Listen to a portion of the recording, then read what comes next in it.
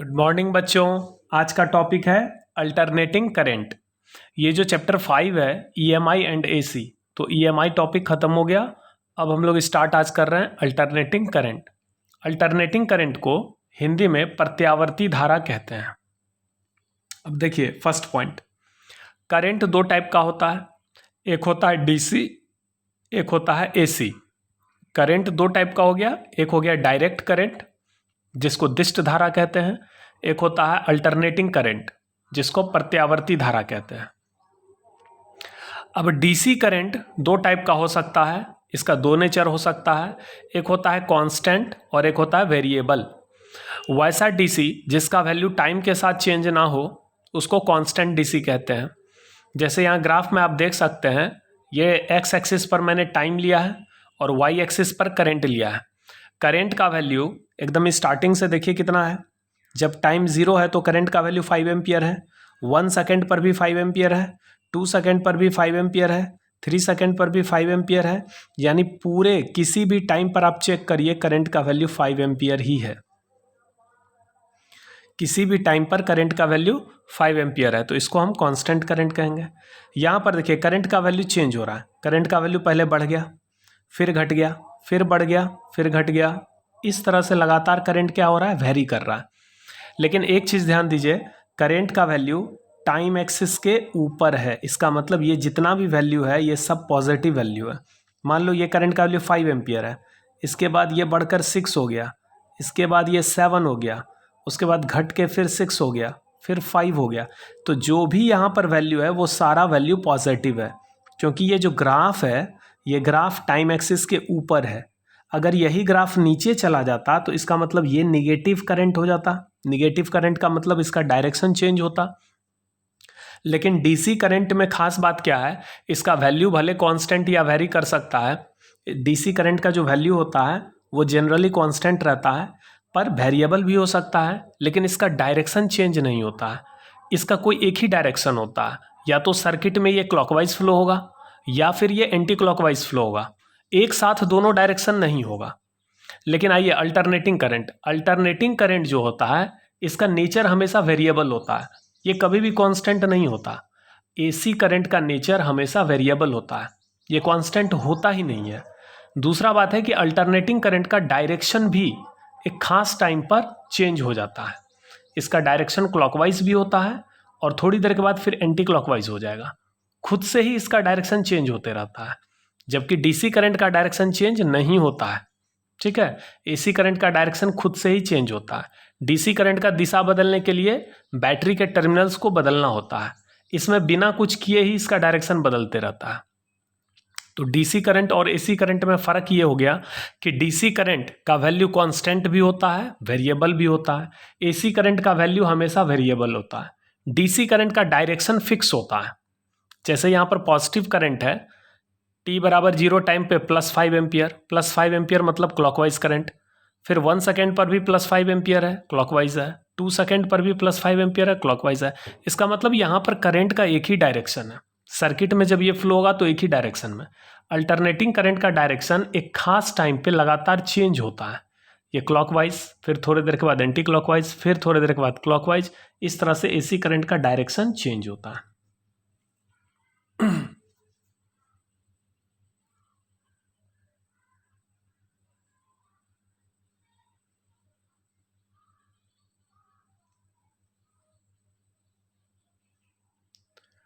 General equation of alternating current. Alternating current का जो general equation होता है वो है I equal to I not sine omega t plus phi. यहाँ पर इस सब को एक साथ पढ़िए साइन थीटा। ये जो ओमेगा टी प्लस फाई है इसको अगर हम थीटा मान लें तो इक्वेशन क्या पढ़ेंगे, I equal to I not sine theta. और साइन थीटा का मैक्सिमम वैल्यू अगर 1 मान लें तो I का जो मैक्सिमम वैल्यू होगा वो आई नॉट होगा। तो I के मैक्सिमम वैल्यू को पीक वैल्यू कहते हैं।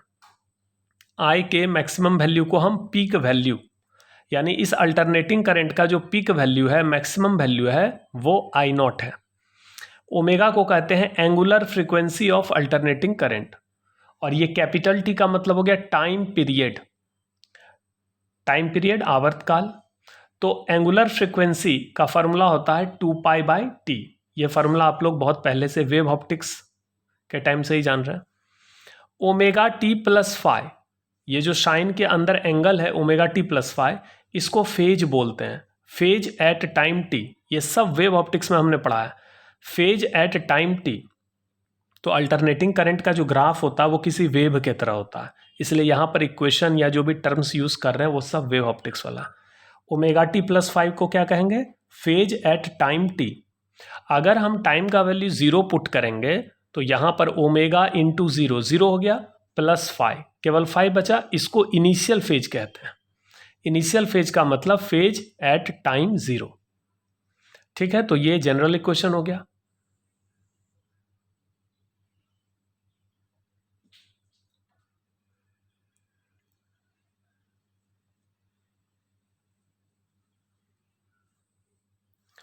Standard equation of alternating current. Alternating current का स्टैंडर्ड इक्वेशन होता है I equal to I not sine omega t. यहाँ पर फाई का वैल्यू 0 है, इसका मतलब इनिशियल फेज कितना है? 0। तो जब इनिशियल फेज 0 हो तो ग्राफ कहाँ से स्टार्ट होता है? ओरिजिन से। तो ये है आपका अल्टरनेटिंग करंट के standard equation I equal to I not sine omega T का ग्राफ। इस ग्राफ से क्लियर है कि करंट का वैल्यू धीरे धीरे क्या हो रहा है? बढ़ रहा है। फिर करंट का वैल्यू क्या हो गया? मैक्सिमम, जिसको हम पीक वैल्यू कहते हैं। तो इसका पीक वैल्यू कितना हो गया? आई नॉट। इस आई नॉट को कहते हैं मैक्सिमम वैल्यू या पीक वैल्यू, क्योंकि ये जो साइन थीटा है इसका मैक्सिमम वैल्यू 1 होता है। तो अल्टरनेटिंग करंट का पीक वैल्यू हो गया आई नॉट। फिर करंट का वैल्यू घट रहा है। अब करंट का वैल्यू निगेटिव हो रहा है, नीचे जा रहा है ग्राफ, मतलब निगेटिव हो रहा है। देख रहे हैं, ये निगेटिव वाई एक्सिस है और वाई एक्सिस पर मैंने क्या लिया है? करंट। तो यहाँ से यहाँ तक पॉजिटिव करंट है यानी क्लॉकवाइज करंट है, और यहाँ से यहाँ तक निगेटिव करंट है यानी एंटी क्लॉकवाइज। अब देखिए, ये पॉजिटिव हाफ साइकिल है, ये निगेटिव हाफ साइकिल है, और यहाँ से यहाँ तक एक कंप्लीट साइकिल है। तो एक कंप्लीट साइकिल करने में जितना टाइम लगता है करंट को, उसको हम टाइम पीरियड कहते हैं, कैपिटल टी।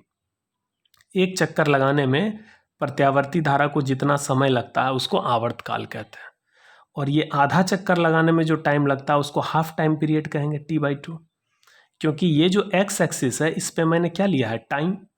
तो ये हाफ टाइम पीरियड है, हाफ साइकिल कंप्लीट करने में जो टाइम लगता है उसको हाफ टाइम पीरियड, और फुल साइकिल कंप्लीट करने में जो टाइम लगता है उसको टाइम पीरियड कहते हैं। तो ये पॉजिटिव हाफ साइकिल है, ये नेगेटिव हाफ साइकिल है, ये पॉजिटिव हाफ साइकिल है, ये नेगेटिव हाफ साइकिल है। इस तरह से अल्टरनेटिंग करंट फ्लो होता है। अगर हम सर्किट का बात करें तो सर्किट में अल्टरनेटिंग करंट कैसे फ्लो होगा? पहले आधे टाइम पीरियड तक ये क्लॉकवाइज, फिर आधे टाइम पीरियड एंटी क्लॉकवाइज, फिर क्लॉकवाइज, फिर anti clockwise.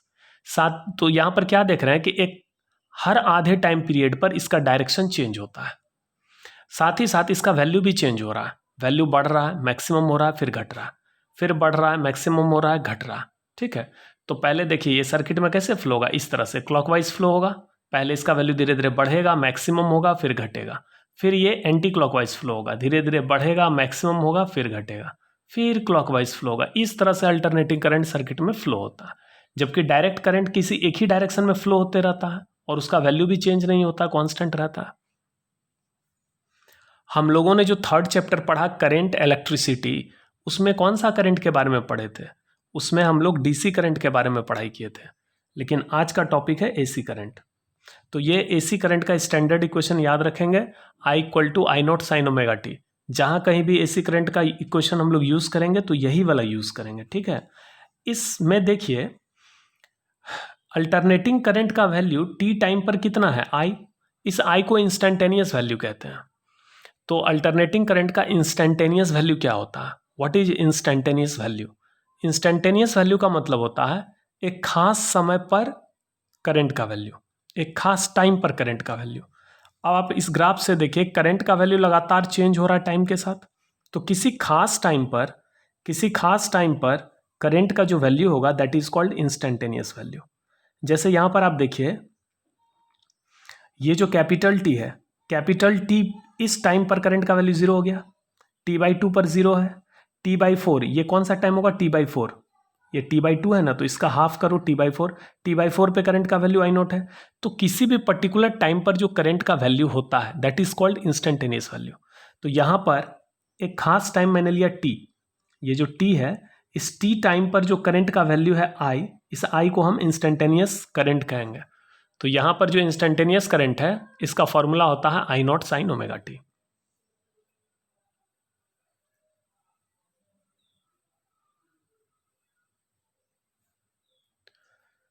Three values of alternating current. Alternating current का 3 मान होता है।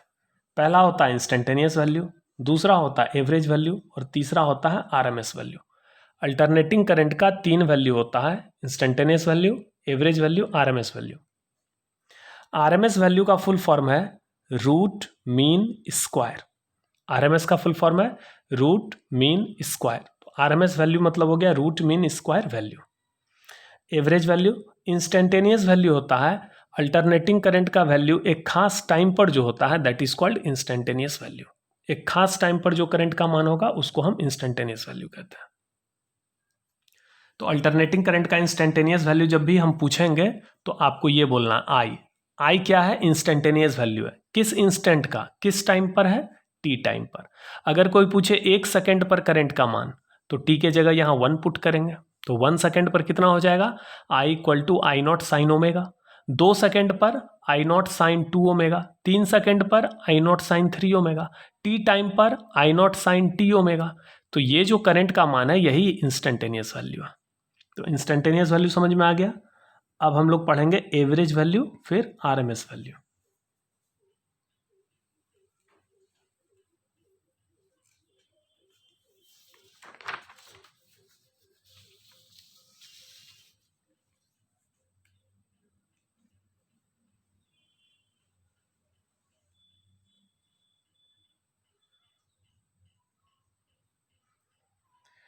पॉइंट नंबर 6 है integration sine omega T D T, 0 से कैपिटल टी। ये एक टाइम पीरियड हो गया। एक टाइम पीरियड का मतलब एक साइकिल होता है। देखो यहाँ से यहाँ तक जो टाइम लगेगा वो टी के बराबर होगा, इसी को एक साइकिल कहते हैं। तो साइन ओमेगा टी का जो इंटीग्रेशन होता है एक टाइम पीरियड के लिए वो 0 होता है। उसी तरह कॉस ओमेगा टी का जो इंटीग्रेशन होगा टाइम के रिस्पेक्ट में एक साइकिल के लिए, 0 से टी का मतलब एक साइकिल के लिए, वो भी 0 होगा। अगर आप लोग मैथ्स के स्टूडेंट हैं और आप लोग इंटीग्रेशन का ज्योमेट्रिकल मीनिंग पढ़ चुके हैं तो ये समझते होंगे कि जैसे ये साइन ओमेगा टी का ग्राफ है और ये वाला ग्राफ कॉस ओमेगा टी का है। कॉस ओमेगा टी का ग्राफ यहाँ मैक्सिमम 1 से स्टार्ट होता है, ऐसे करके ये कॉस ओमेगा टी है और ये साइन ओमेगा टी है। तो ये वाला जो पार्ट है, ये जो एरिया है, इंटीग्रेशन का मतलब क्या होता है, एरिया ऑफ द ग्राफ। तो जब आप यहाँ से यहाँ तक का एरिया देखेंगे तो जितना एरिया यहाँ पर है उतना ही एरिया यहाँ पर है। ये पॉजिटिव वैल्यू है, ये नेगेटिव वैल्यू है। तो जब आप इंटीग्रेट करेंगे साइन ओमेगा टी को 0 से टी के लिए तो इसका वैल्यू 0 आएगा, क्योंकि इंटीग्रेशन का मतलब एरिया होता है। तो यहाँ पर जितना एरिया ऊपर है उतना एरिया नीचे है, जितना पॉजिटिव उतना निगेटिव ऐड करेंगे तो 0 आ जाएगा। उसी तरह यहाँ देखिए नीचे में जितना एरिया है उतना ही एरिया यहाँ और यहाँ मिलाकर है। ये एरिया अगर 2 मीटर स्क्वायर है, ये भी 2 मीटर स्क्वायर है, तो पॉजिटिव कितना हो गया 4 मीटर स्क्वायर और -4 मीटर स्क्वायर नीचे है। तो जब आप इंटीग्रेट करेंगे एक टाइम पीरियड के लिए तो ये 0 आएगा। इसको मैथमेटिकली देखिए कैसे प्रूफ करते हैं।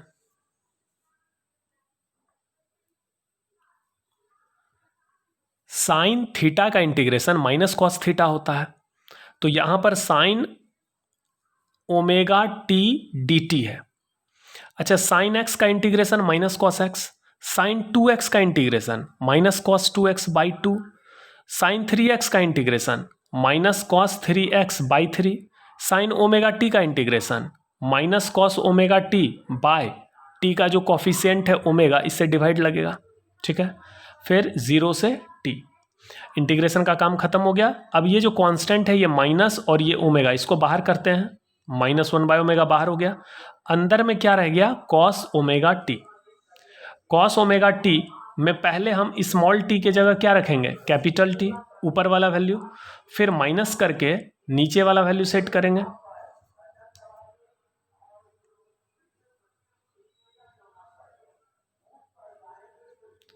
तो यहां पर क्या हो जाएगा, कॉस ओमेगा, स्मॉल टी के जगह कैपिटल टी माइनस कॉस, फिर यहाँ स्मॉल टी के जगह 0, तो ओमेगा इंटू 0 0 हो जाएगा। अब देखिए ओमेगा इंटू कैपिटल टी का वैल्यू 2 पाई होता है, क्योंकि ओमेगा बराबर होता है 2 pi by T, omega is equal to 2 pi by T. तो ओमेगा इंटू टी को क्या कहते हैं 2 पाई, तो यहाँ हो गया कॉस 2 पाई माइनस कॉस 0 को क्या कहते हैं 1। अब देखिए कॉस 2 पाई का मतलब हो गया कॉस 360 डिग्री, कॉस 360 डिग्री 1 होता है, तो ये 1 माइनस 1, तो 1 माइनस 1 क्या हो गया 0, 0 बाई ओमेगा 0।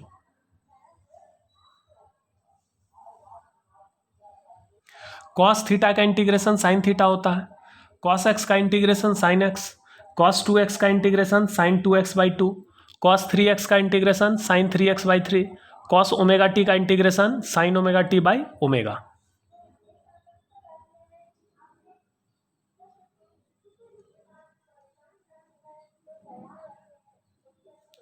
तो कॉस ओमेगा टी का इंटीग्रेशन हो गया sine omega T by omega 0 से t। अब यहाँ ये जो 1 बाई ओमेगा है इसको बाहर करो, कांस्टेंट है, अंदर रह गया साइन ओमेगा टी 0 से t। अब स्मॉल टी के जगह कैपिटल टी डालो, sine omega T minus sine, फिर इस टी के जगह 0 डाल दो, तो साइन 0।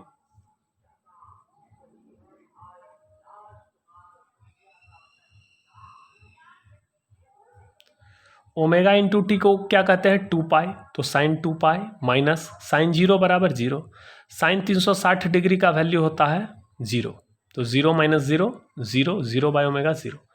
तो इसका मतलब एक कंप्लीट साइकिल के लिए यानी एक फुल टाइम पीरियड के लिए साइन ओमेगा टी का भी इंटीग्रेशन 0 होगा, कॉस ओमेगा टी का भी इंटीग्रेशन 0 होगा।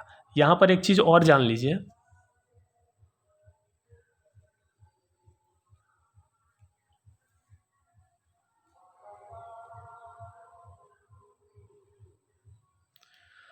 ये जो फॉर्मूला है sign omega T D T, एक कंप्लीट साइकिल 0 से t, इसका वैल्यू 0 होता है। अगर यहाँ ओमेगा टी के जगह 2 ओमेगा टी करेंगे और इंटीग्रेट करेंगे एक कंप्लीट साइकिल के लिए तो भी इसका वैल्यू 0 आएगा, 3 ओमेगा टी करेंगे तो भी 0 आएगा, 4 ओमेगा टी करेंगे तो भी 0 आएगा। इसका मतलब एक जनरल फार्मूला याद रखिए, sine n omega T D T 0 से t बराबर 0। यहाँ पर n का वैल्यू कोई भी इंटीजर हो सकता है, निगेटिव छोड़ के पॉजिटिव इंटीजर लेना है, 1 omega T 2 omega T 3 omega T 4 omega T.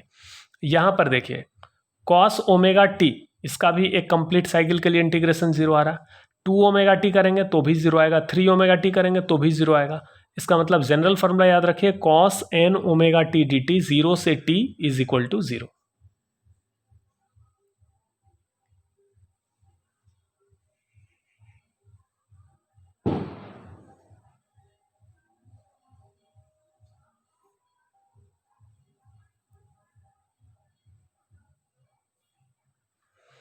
अब देखिए एवरेज वैल्यू कैसे डिफाइन करते हैं। एवरेज वैल्यू को हिंदी में कहते हैं औसत मान। मान लीजिए y एक टाइम का फंक्शन है, y is a function of time, जैसे मैथ्स में बोलते हैं ना y is a function of x, वैसे मान लो y किसका फंक्शन है टाइम का, और y और टाइम के बीच का ऐसा ग्राफ है, ये धीरे धीरे y बढ़ रहा है, फिर y क्या हो रहा है घट रहा है, तो टाइम के साथ इस तरह y चेंज कर रहा है। मान लीजिए t1 टाइम पर ये y का कुछ वैल्यू है, मान लो इस वैल्यू को y1, और t2 टाइम पर y का ये वाला वैल्यू है। तो हम जानना चाहते हैं कि t1 से t2 के बीच, ये t1 टाइम से t2 टाइम के बीच में y का मान लगातार चेंज हो रहा है, देख रहे हैं बदल रहा है, बढ़ रहा है एक्चुअली। तो हम जानना चाहते हैं कि t1 से t2 टाइम के बीच में y का एवरेज वैल्यू कितना है। व्हाट इज द, कोई चीज़ जब लगातार बदलता है, जैसे पहले ओवर में 2 रन बना, दूसरे ओवर में 3 रन बना, तीसरे ओवर में 6 रन बना, चौथे ओवर में 5 रन बना, और 5वें ओवर में मान लीजिए 9 रन बना, तो पाँचों ओवर का आप एवरेज निकालते होंगे सारे ओवर के रन को ऐड करके और नंबर ऑफ ओवर से डिवाइड करते हैं।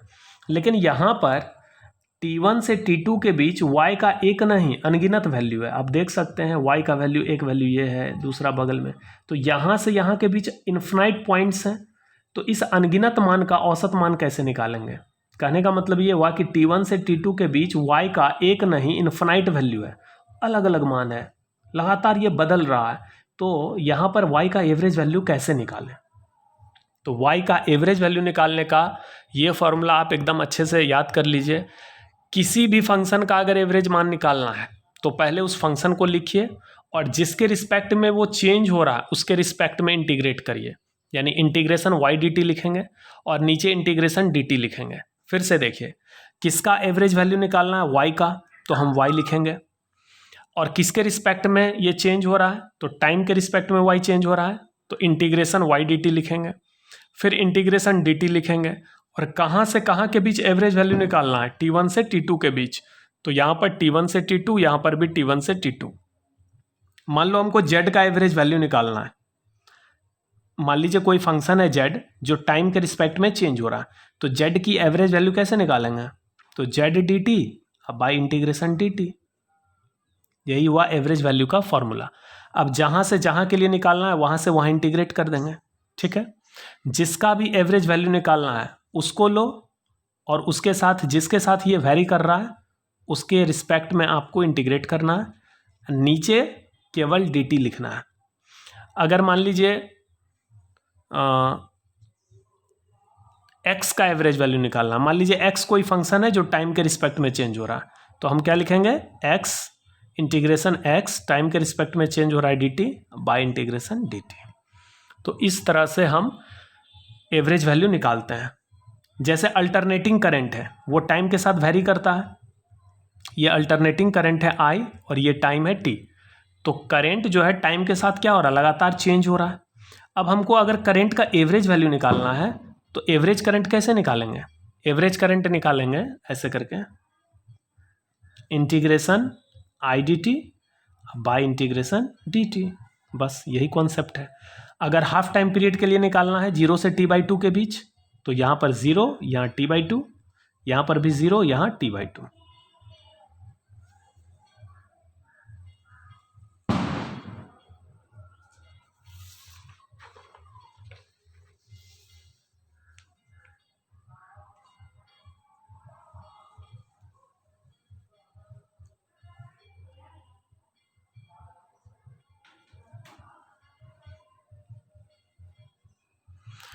Average value of alternating current, ये अल्टरनेटिंग करंट I है जो टाइम के साथ लगातार चेंज हो रहा है। अल्टरनेटिंग करंट का इक्वेशन जब भी लेंगे I0 sin ओमेगा टी, ये स्टैंडर्ड इक्वेशन लेंगे और ये इंस्टेंटेनियस वैल्यू कहलाता है। तो ये अल्टरनेटिंग करंट का ग्राफ है। अगर इसका एवरेज वैल्यू पूरे टाइम पीरियड के लिए निकालें तो 0 आएगा, क्योंकि जितना वैल्यू ऊपर है उतना ही वैल्यू नीचे है, जितना वैल्यू पॉजिटिव है उतना ही वैल्यू नेगेटिव है। अगर मान लीजिए पहले ओवर में 10 रन बने और दूसरे ओवर में -10 रन बने, हालांकि -10 नहीं होता है, लेकिन मान के चलो कि पहले ओवर में 10 और दूसरे ओवर में -10, तो एवरेज 0 हो जाएगा कि नहीं। उसी तरह से यहाँ पर देखिए, हाफ साइकिल में जितना करंट है अब बाकी हाफ साइकिल में उतना ही है लेकिन निगेटिव है, तो एवरेज वैल्यू कंप्लीट साइकिल के लिए 0 आएगा। इसलिए जब भी हम अल्टरनेटिंग करंट का एवरेज वैल्यू निकालते हैं तो हम हाफ साइकिल के लिए निकालते हैं। याद रखिएगा, अल्टरनेटिंग करंट का एवरेज वैल्यू फुल साइकिल के लिए 0 होता है। अल्टरनेटिंग करंट का एवरेज वैल्यू फुल साइकिल के लिए 0 होता है।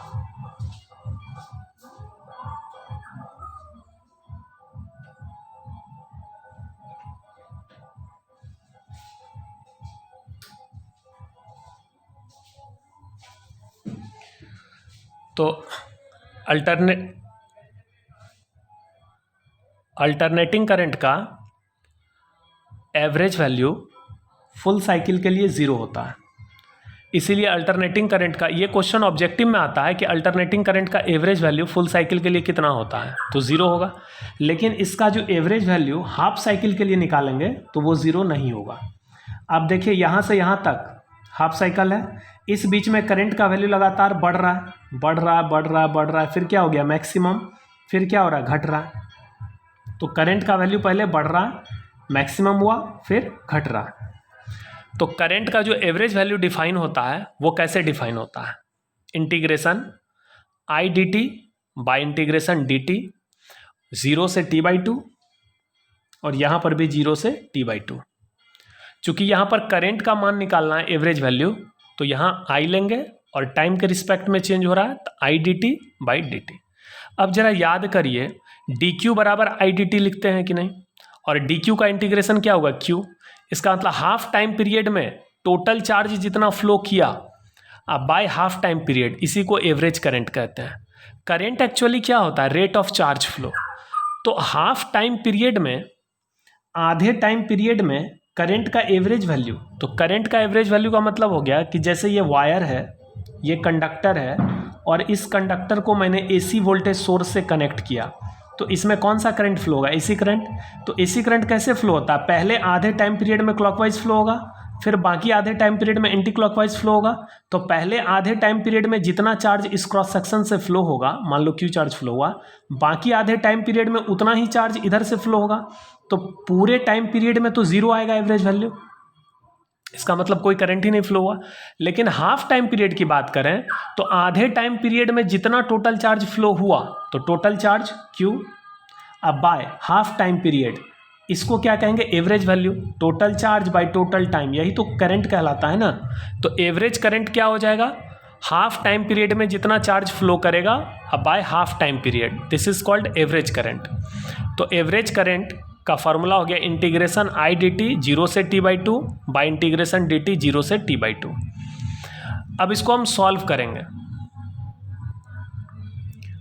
आई का वैल्यू यहां पुट करेंगे I not sine omega T D T. I का वैल्यू क्या पुट करेंगे? यहां पर देखिए आई का वैल्यू है I not sine omega T. अब bye integration D T, D T का इंटीग्रेशन होता है t 0 से t/2।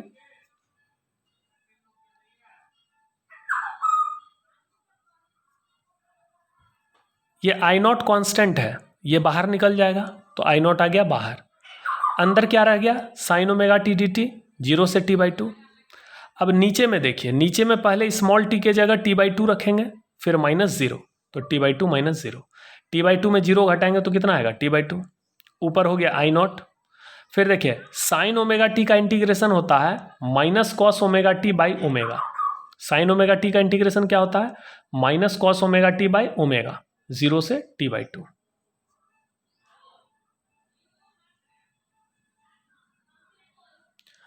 अब ये 2 कहाँ चला जाएगा? ऊपर, तो 2i0। 2 कहाँ गया? ऊपर, तो हो गया 2i0 बाई क्या हो गया? t। अच्छा, ये माइनस और ओमेगा ये दोनों बाहर चला जाएगा, माइनस ओमेगा। अंदर में क्या रह गया? कॉस ओमेगा टी, कहाँ से कहाँ? 0 से t/2। साइन ओमेगा टी का इंटीग्रेशन हो गया minus cos omega T by omega, ये माइनस ओमेगा बाहर चला गया, ये 2/t ऊपर चला गया। अब देखो ये omega into T, omega into T का वैल्यू कितना होता है? 2π, क्योंकि ओमेगा बराबर होता है 2π/t, तो ओमेगा इंटू टी का वैल्यू हो गया 2π। कॉस ओमेगा, स्मॉल टी के जगह हम क्या डालेंगे? कैपिटल t/2, कैपिटल t/2, फिर माइनस कॉस, फिर यहाँ क्या डालेंगे? 0, कॉस 0 क्या हो जाएगा? 1।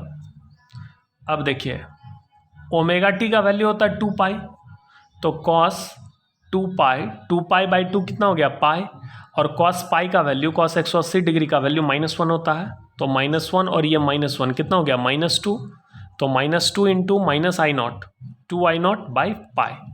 तो यही आपका हो गया एवरेज वैल्यू। तो अल्टरनेटिंग करंट का एवरेज वैल्यू कितना हो गया? 2i0 by pi. इसको एवरेज वैल्यू कहते हैं एसी करंट का, 2i0 बाई पाई।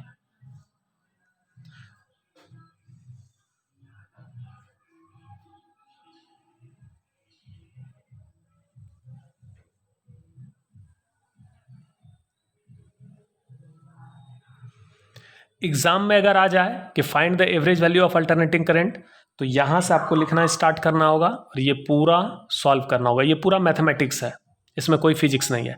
फिजिक्स इतना ही है कि आपको समझना होगा कि अल्टरनेटिंग करंट लगातार चेंज होता है, तो अल्टरनेटिंग करंट का वैल्यू हर इंस्टेंट पे अलग अलग होता है, यानी अलग अलग रेट से चार्ज फ्लो होता है। तो हाफ टाइम पीरियड में जितना टोटल चार्ज फ्लो हुआ और जितना टाइम लगा, मान लीजिए आधे टाइम पीरियड में क्यू चार्ज फ्लो हुआ क्रॉस सेक्शन से, और आधे टाइम पीरियड का वैल्यू हो गया t/2, तो total charge by total time, इसी को एवरेज वैल्यू कहते हैं। अब देखिए आरएमएस वैल्यू।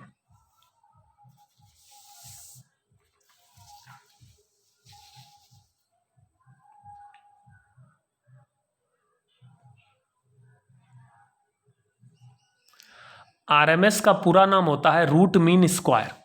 आरएमएस का फुल फॉर्म हो गया रूट मीन स्क्वायर वैल्यू, ठीक है।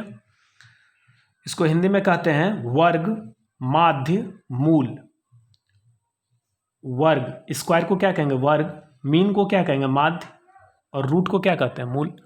तो आरएमएस वैल्यू क्या होता है देखिए, अल्टरनेटिंग करंट का जो आरएमएस वैल्यू होता है इसको डिफाइन करते हैं। आर का मतलब रूट, तो पहले रूट डालेंगे। मीन का मतलब एवरेज, मीन का मतलब औसत होता है, एवरेज होता है तो एवरेज लिखेंगे। स्क्वायर का मतलब हो गया अल्टरनेटिंग करंट का स्क्वायर, यानी आई स्क्वायर का जो एवरेज वैल्यू होगा और उसका जो स्क्वायर रूट होगा उसको हम आरएमएस वैल्यू कहते हैं। फिर से समझिए, आरएमएस का मतलब हो गया रूट मीन स्क्वायर, तो पहले आप रूट डालिए, फिर मीन, मीन यहाँ एवरेज लिखिए, स्क्वायर, स्क्वायर मतलब किसका स्क्वायर, करंट का स्क्वायर। तो अल्टरनेटिंग करंट के स्क्वायर का एवरेज वैल्यू का जो स्क्वायर रूट होगा वो होगा आरएमएस वैल्यू। लेकिन सवाल है कि अल्टरनेटिंग करंट के स्क्वायर का एवरेज वैल्यू हाफ साइकिल पर निकालेंगे कि फुल साइकिल पे।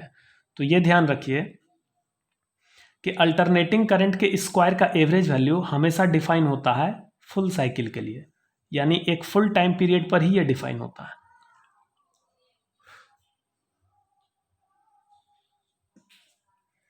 अभी मैंने बताया था कि अगर आई का एवरेज वैल्यू निकालना हो तो हाफ साइकिल के लिए निकालिएगा, क्योंकि अल्टरनेटिंग करंट का जब एवरेज वैल्यू निकाला जाता है तो हाफ साइकिल पे, लेकिन अल्टरनेटिंग करंट के स्क्वायर का जब एवरेज वैल्यू निकाला जाता है तो वो फुल साइकिल पर। ये बहुत इंपॉर्टेंट चीज़ है, इसको याद रखिए। अल्टरनेटिंग करंट का औसत मान आधे साइकिल पर निकाला जाता है, क्योंकि पूरे साइकिल पर इसका औसत मान 0 आएगा। इसीलिए अल्टरनेटिंग करंट का एवरेज वैल्यू हाफ साइकिल पर निकाला जाता है, जबकि अल्टरनेटिंग करंट के स्क्वायर का एवरेज वैल्यू फुल साइकिल पर निकाला जाता है।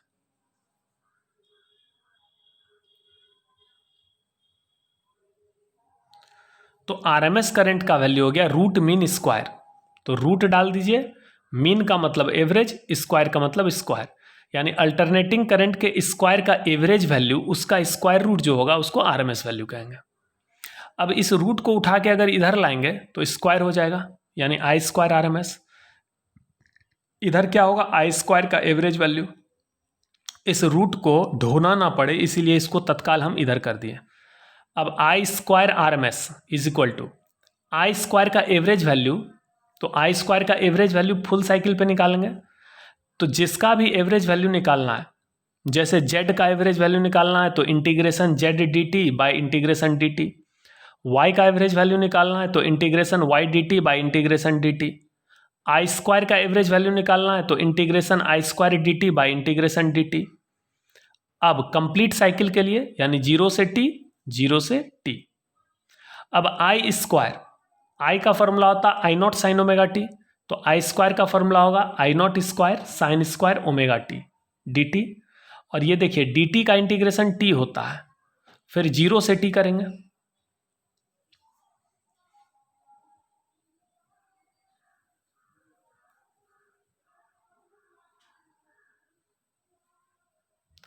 आई square R M S equal to, ये जो आई नॉट स्क्वायर है ये कांस्टेंट है, इसको हम बाहर कर सकते हैं इंटीग्रेशन से, और नीचे में सॉल्व करोगे तो टी आएगा, तो आई नॉट स्क्वायर बाई टी बाहर हो गया।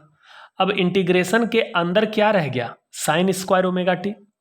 तो साइन स्क्वायर एक्स का जब भी इंटीग्रेशन करना हो या साइन स्क्वायर थीटा का इंटीग्रेशन करना हो तो आप लोग उसको 1 माइनस कॉस 2 थीटा बाई 2 लिख कर इंटीग्रेट करते होंगे। उसी तरह से साइन स्क्वायर ओमेगा टी को हम लिख सकते हैं 1 minus cos 2 omega T by 2। ये एक फार्मूला होता है ट्रिगोनोमेट्री का, sine square theta equal to 1 minus cos 2 theta by 2। तो यहाँ थीटा की जगह ओमेगा टी है, sine square omega T equal to 1 minus cos 2 omega T by 2 D T integration 0 से टी। अब यहाँ पर ये 2 कांस्टेंट है, इसको बाहर कर दो तो आई नॉट स्क्वायर बाई 2 टी हो गया। इंटीग्रेशन के अंदर 2 फैक्टर है, एक है 1 और एक है कॉस 2 ओमेगा टी। दोनों का इंटीग्रेशन अलग अलग करेंगे।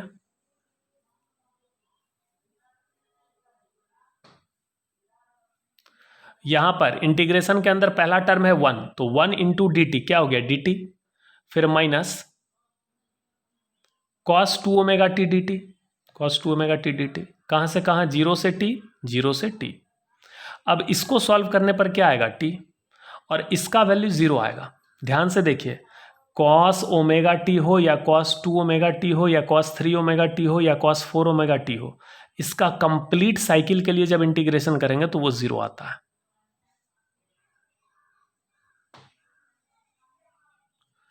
यहां पर ये टी और ये टी कैंसिल हो गया, तो क्या बच गया, आई नॉट स्क्वायर बाई 2। अब इस स्क्वायर को इसके ऊपर रूट बना के डालेंगे तो आई आर एम एस का वैल्यू कितना निकलेगा, आई नॉट बाई रूट 2। इसका मतलब आर एम एस करंट जो होता है, अल्टरनेटिंग करंट का जो आर एम एस वैल्यू होता है वो पीक वैल्यू बाई रूट 2 होता है। ठीक है, अब जितना भी हमने पढ़ाया इसको अब लिखना स्टार्ट करेंगे।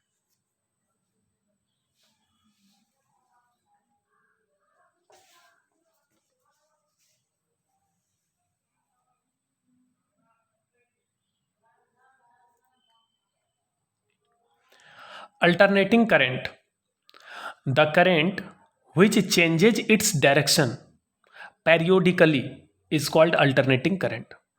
वैसा करंट जो अपना डायरेक्शन यानी दिशा पेरियोडिकली बदलता है, यानी हर एक खास टाइम पर बदल देता है, उसको हम एसी करंट कहते हैं। The value of alternating current keeps on changing with time. प्रत्यावर्ती धारा यानी अल्टरनेटिंग करंट का जो वैल्यू होता है, मैग्नीट्यूड होता है, वो टाइम के साथ लगातार बदलते रहता है।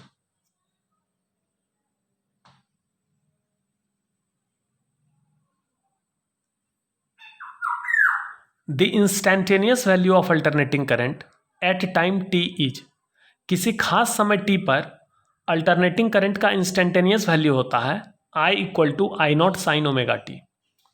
यानी ये आई क्या है, इंस्टैंटेनियस वैल्यू है, किस खास टाइम पर, टी टाइम पर, जहां आई नॉट को कहते हैं पीक वैल्यू, ओमेगा को कहते हैं एंगुलर फ्रीक्वेंसी। तो एंगुलर फ्रीक्वेंसी जो कि होता है 2π/t के बराबर।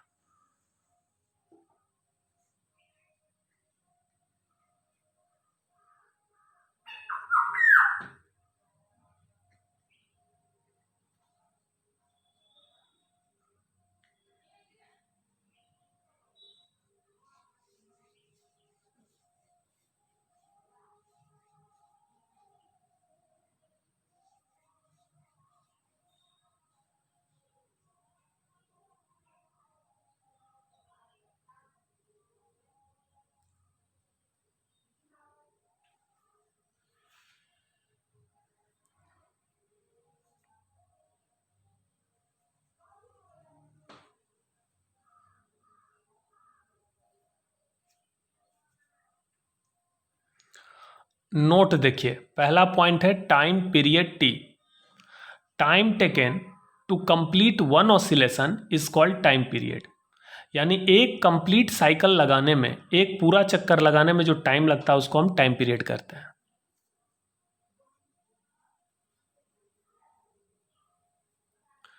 इन द फिगर, इस फिगर में देखिए, एक कंप्लीट साइकिल लगाने में कितना टाइम लग रहा है, 2 सेकेंड।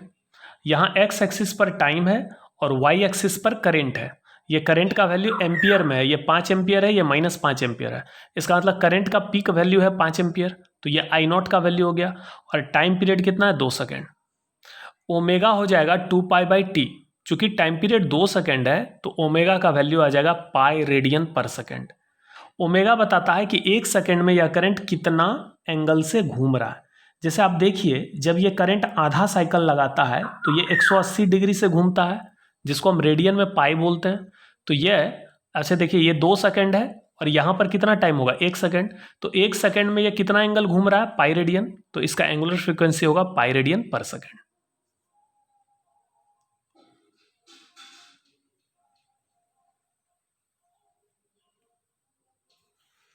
साइन ओमेगा टी का इंटीग्रेशन एक कंप्लीट साइकिल के लिए 0 होगा। कॉस ओमेगा, जब हम बोलते हैं कंप्लीट साइकिल तो इसका मतलब एक फुल टाइम पीरियड होता है। कॉस ओमेगा टी का इंटीग्रेशन भी एक कंप्लीट साइकिल के लिए 0 होगा। तो इसका प्रूफ हम दिखा देते हैं। इसका प्रूफ आप खुद से कर लीजिए, या अभी हमने बताया भी है। साइन ओमेगा टी का इंटीग्रेशन होता है minus cos omega T by omega. या -1/ओमेगा बाहर कर दो। कॉस ओमेगा टी में पहले टी की जगह कैपिटल टी रखो, फिर 0 रखो। सॉल्व करोगे तो ये 0 आएगा।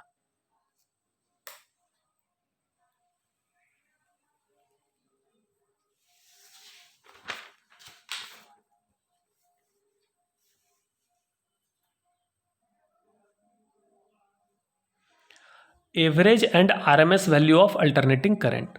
पहला है average value, the ratio of total charge flown in half time period and half time period is called average value of alternating current.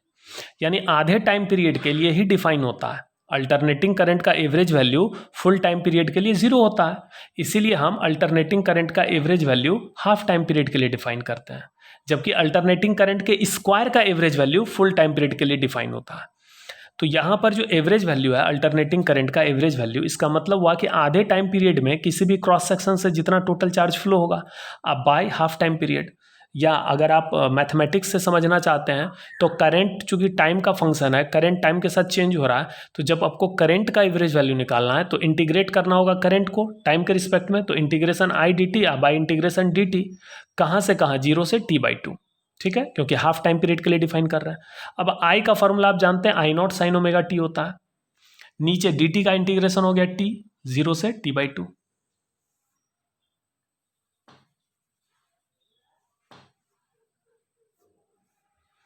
अब देखो ये आई नॉट को क्या कर देंगे, बाहर कर देंगे। साइन ओमेगा टी का इंटीग्रेशन हो गया minus cos omega T by omega. इस टी में टी के जगह पहले t/2 रखो -0, तो t/2।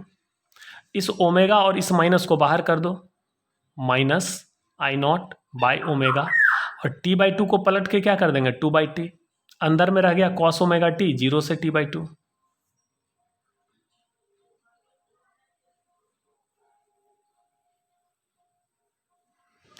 ओमेगा टी को हम 2π बोलते हैं, तो यहाँ 2π लिखेंगे। अब अंदर में देखिए कॉस ओमेगा टी, यहाँ पर t/2 है, तो स्मॉल टी की जगह हम क्या लिखेंगे t/2, तो कॉस ओमेगा t/2 माइनस, फिर टी की जगह क्या लिखेंगे 0, तो कॉस 0। अब ओमेगा टी को क्या बोलते हैं 2π, 2π/2 क्या हो गया पाई, तो cos pi minus cos 0। Cos 180 -1 होता है और ये +1 होता है, तो -1 और ये -1 -2। तो अल्टरनेटिंग करंट का एवरेज वैल्यू हो गया 2/π आई नॉट।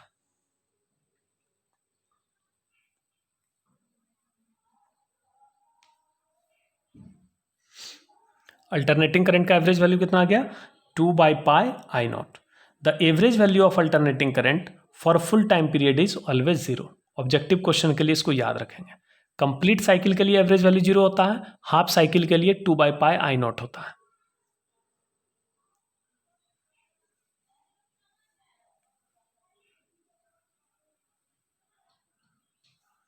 अब देखिए आरएमएस वैल्यू, आरएमएस वैल्यू का पूरा फॉर्म हो गया रूट मीन स्क्वायर वैल्यू, इसको हम इफेक्टिव वैल्यू भी कहते हैं।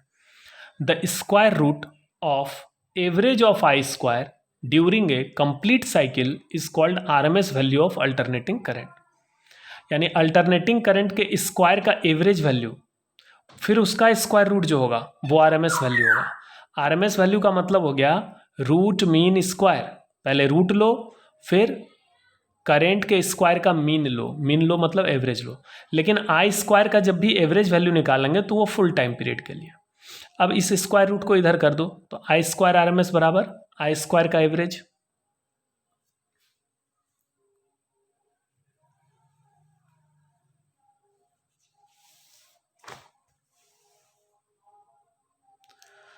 अब आई स्क्वायर का एवरेज वैल्यू कैसे निकालेंगे, जैसे जेड का एवरेज वैल्यू निकालना है तो integration Z D T by integration D T करते हैं। वाई का एवरेज वैल्यू निकालना हो तो integration Y D T by integration D T करते हैं। आई स्क्वायर का एवरेज वैल्यू निकालना हो तो integration I square D T by integration D T. चूंकि आई स्क्वायर का एवरेज वैल्यू फुल साइकिल पे निकलता है तो 0 से टी, 0 से टी। अब आई का फॉर्मूला होता है I not sine omega T, तो आई स्क्वायर का हो जाएगा I naught square sine square omega T. I naught square को कर दो बाहर, इंटीग्रेशन के बाहर चला जाएगा, नीचे इसको सॉल्व करने पे टी आ गया, और अंदर में साइन स्क्वायर ओमेगा टी को लिखेंगे 1 minus cos 2 omega T by 2। ये फॉर्मूला होता है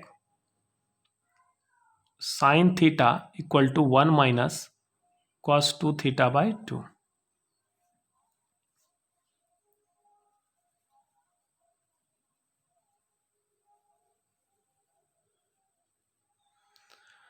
जब हम सॉल्व करके निकालेंगे तो आई आर एम एस का फॉर्मूला निकल जाएगा आई नॉट बाई √2।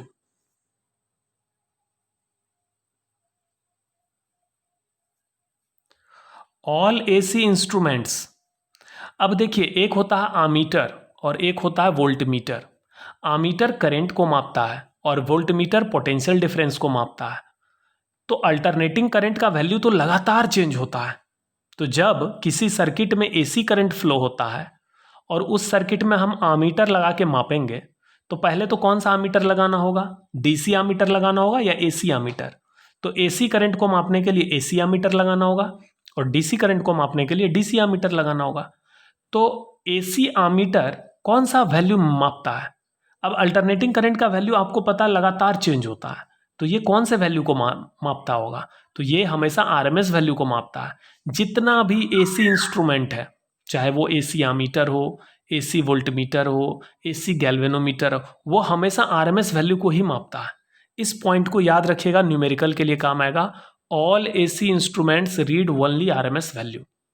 जितना भी एसी इंस्ट्रूमेंट है ये सब केवल आरएमएस वैल्यू को ही मापता है।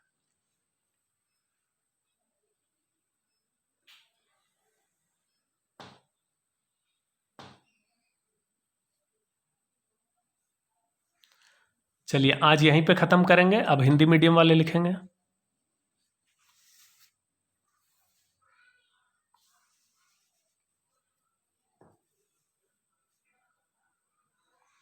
यहां से हेडिंग डालिए अल्टरनेटिंग करंट, इसको लिखिए।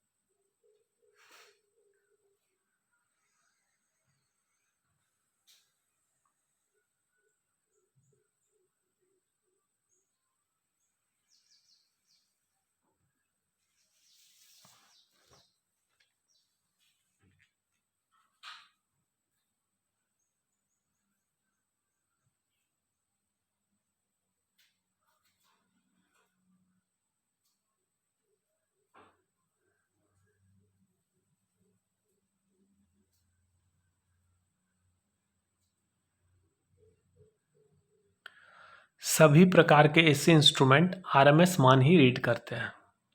तो यहाँ तक टॉपिक हो गया ख़त्म। नेक्स्ट क्लास में हम लोग आगे का टॉपिक पढ़ेंगे। आप लोग अच्छे से पढ़ाई करते रहेंगे। Thank you.